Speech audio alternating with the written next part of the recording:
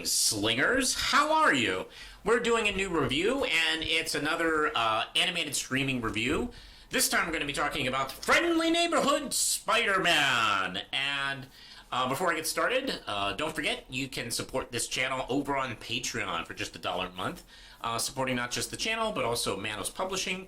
I make comic books, so that always helps me out as well. So follow me there. You can also follow a whole bunch of new comics, which I'll be talking about in future videos, by the way. So hey, let's get started.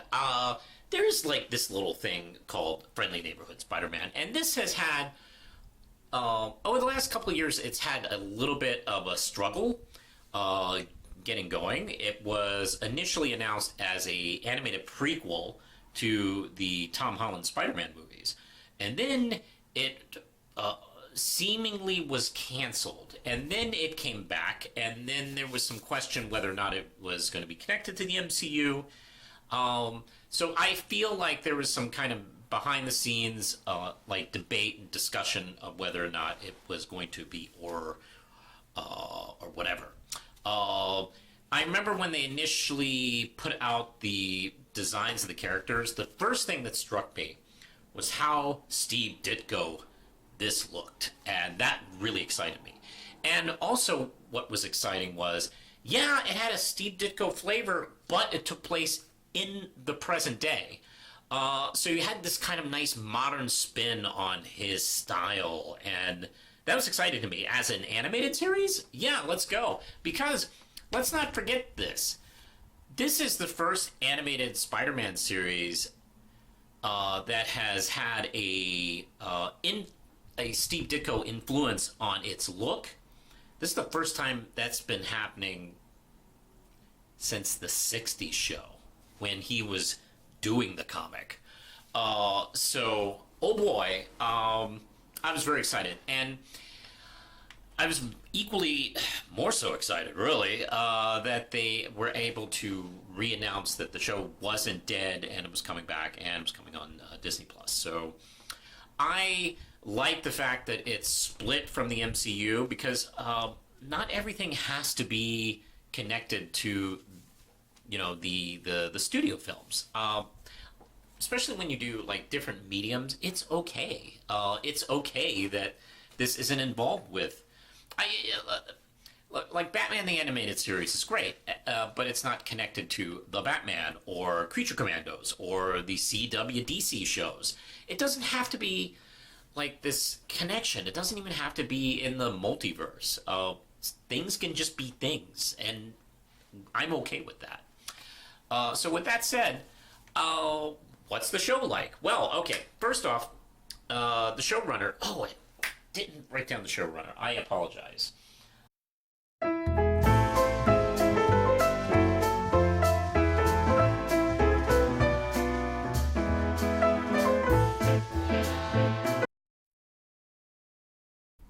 Program creator, Jeff Tamel.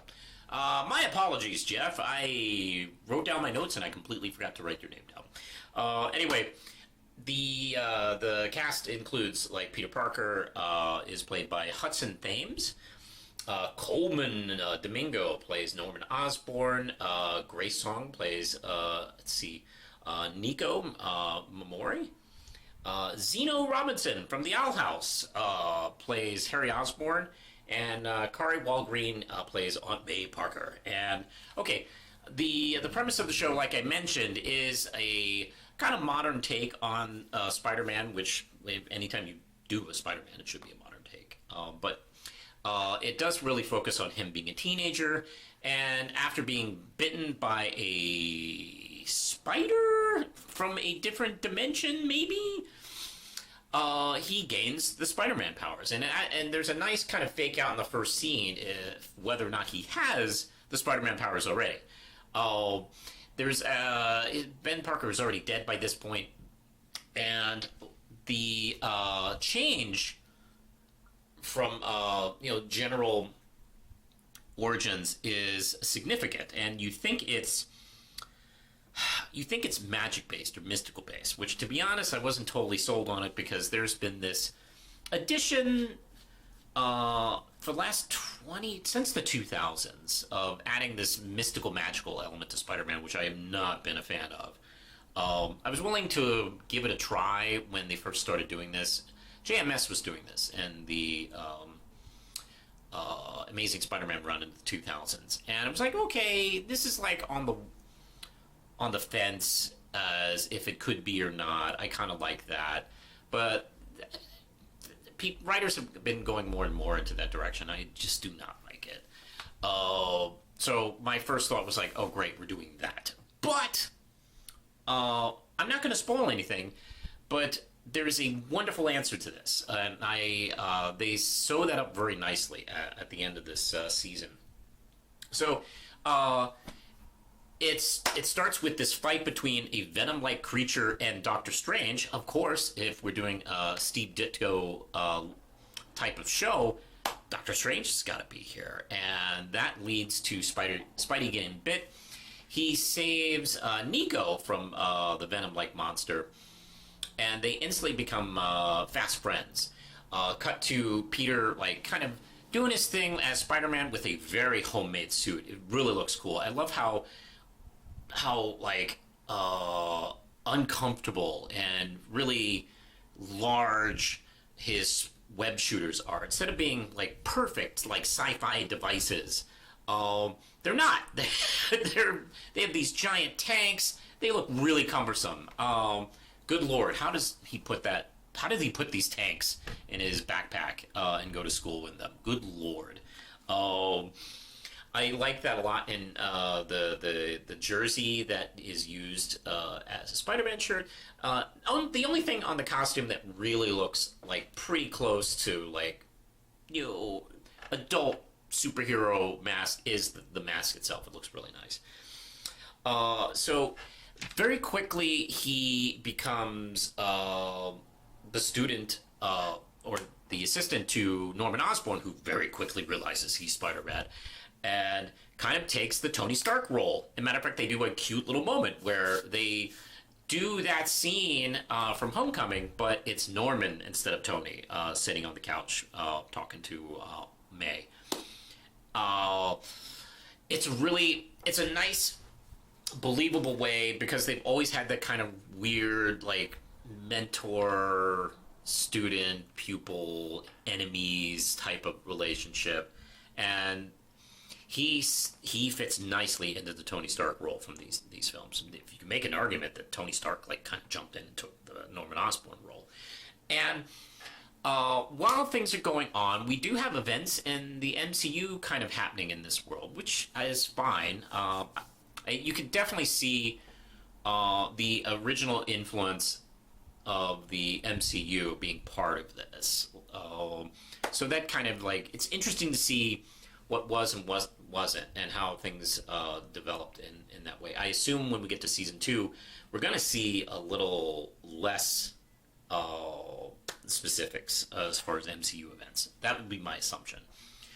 So we get to see Peter's relationship with Miko and Harry develop as we kind of see his relationship and mentorship with Norman Osborn as he starts using Spider-Man to take care of Osborn Corp things and personal vendettas. And it's less about training him to be a hero as just prepping him to be his basic muscle, essentially. But he thinks he's doing the right thing. And you get to see that relationship kind of just... It doesn't completely break in this season, but boy, it just gets pulled tight. I really do enjoy... Man, I really do enjoy Harry Osborn in this. He is like a really caring kid and not the quickest in the room.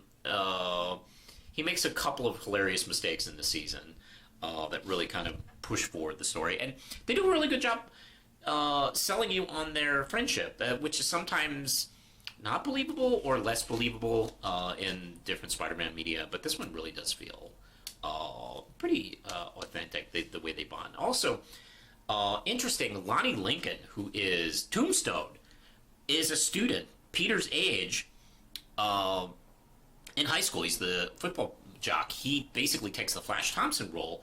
And he is normally created as an older character, usually like 25 years older than Peter Parker, normally in the comics and other media. This time he is Peter's age, and instead of being Flash Thompson in the way of bullying him, he's cool with Peter. He likes Peter, and he's a really nice guy. And the moment you realize they're going to be going this way with him becoming Tombstone, your heart breaks because they're doing a reverse Flash relationship with Lonnie in Tombstone, where he starts out this cool jock character and he becomes an enemy of Peter Parker and Spider-Man, versus Flash, who started out as a bully, an enemy and antagonist to Peter, but eventually became really good friends with him as he became a better person. So the animation, I gotta say, one more thing about the plot. Man, we got so many different, like, new characters, like, mixing in with Spider-Man instead of some of the old classic ones. We get some different takes. Race-bending Norman is actually a great idea. He looks amazing. Coleman Domingo is just excellent in the role, and I do favor him being the MCU Norman if we go that way. As well as Zena Robinson playing Harry. And let's see. Oh boy, we have like the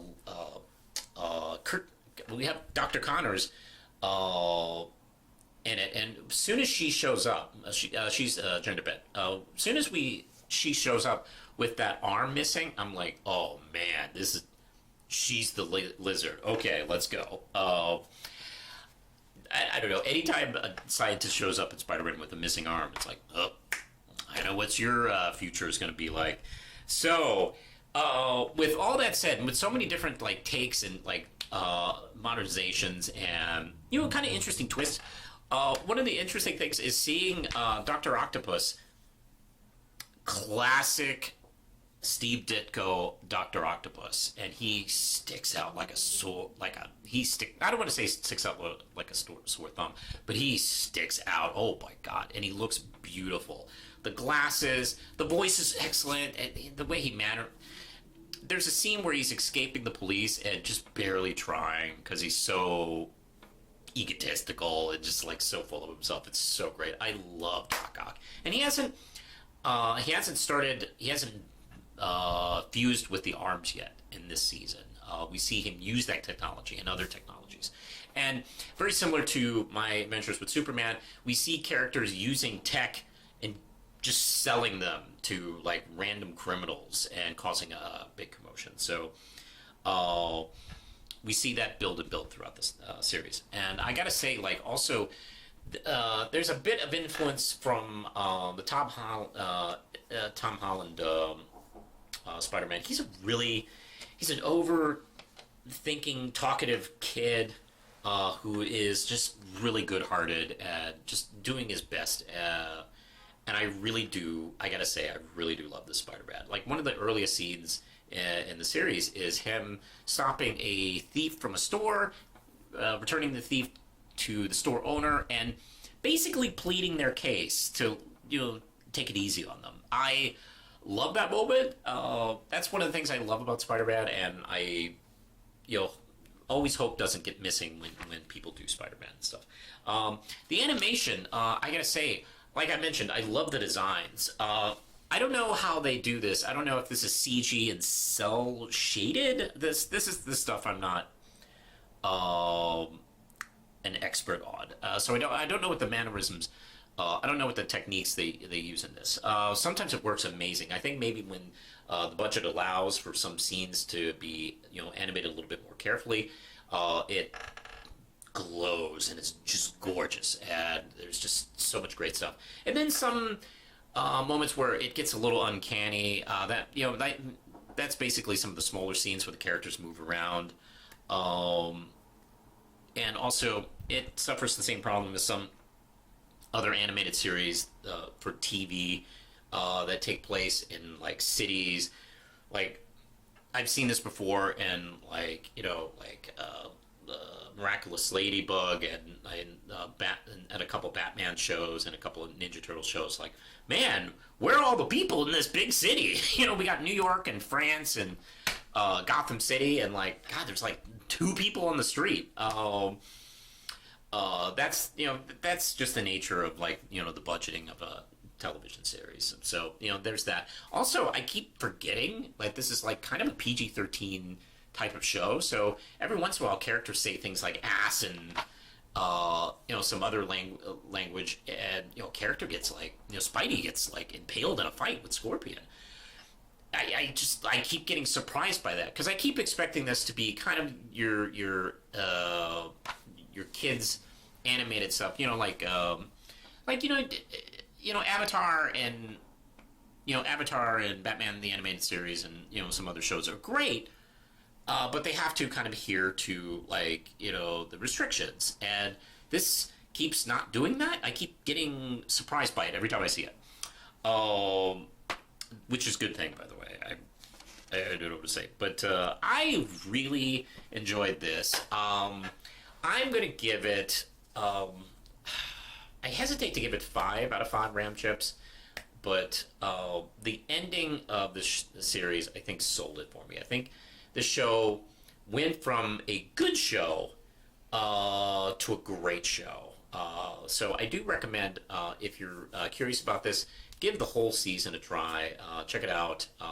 Don't just base everything on the first episode. There's some really funny stuff. There's some nice Easter eggs about Spider-Man lore and history.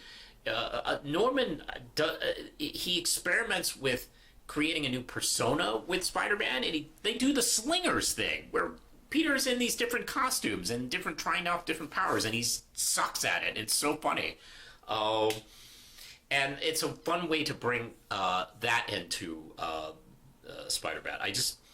I was very amused when they started bringing that in. I did not expect it. Also, God, there's some nice touches of. There are title cards that look like comic book covers. Like, oh my God, it's so subtly done. I didn't even notice it for the first couple episodes until the 3rd episode or so. Like, I noticed they were changing.